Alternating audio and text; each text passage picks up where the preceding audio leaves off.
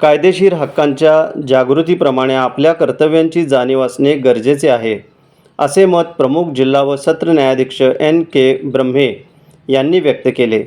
सांगली जिल्ह्यातील मिरज येथे आयोजित करण्यात आलेल्या विधी, साक्षरता व शासकीय योजनांसंदर्भात जागृती मोहीम शिबिरामध्ये प्रमुख जिल्हा व सत्र न्यायाधीश N.K. ब्रह्मे हे बोलत होते.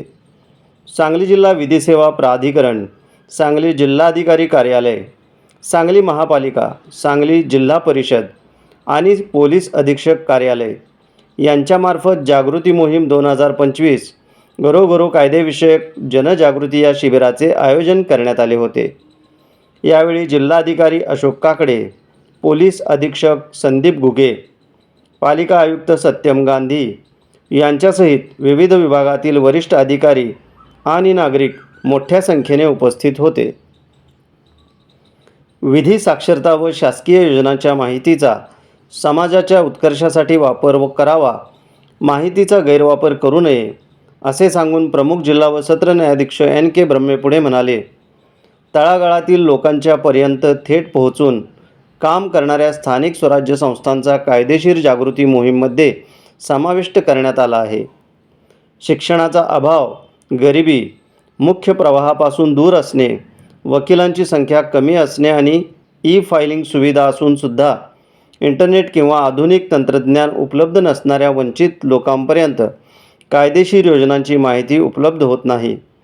त्यामुळे समाजातील शेवटच्या घटकापर्यंत कायदेशीर योजनांची माहिती पोहोचवण्यासाठी जनजागृती मोहीम सुरू करण्यात आली आहे. जास्तीत जास्त लोकांनी या सगळ्या योजनांचा माहिती करून घ्या, उपयोग करून घ्या.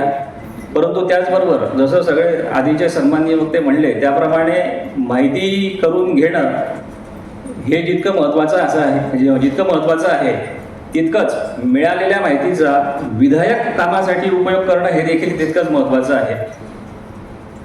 कारण हक्कांची जागृती करणं हे जितकं महत्त्वाचं आहे तसंच आधीच्या वक्त्यांनी सांगितल्याप्रमाणे आपल्या कर्तव्यांची सुद्धा जाणीव ठेवणं हेही महत्त्वाचं आहे.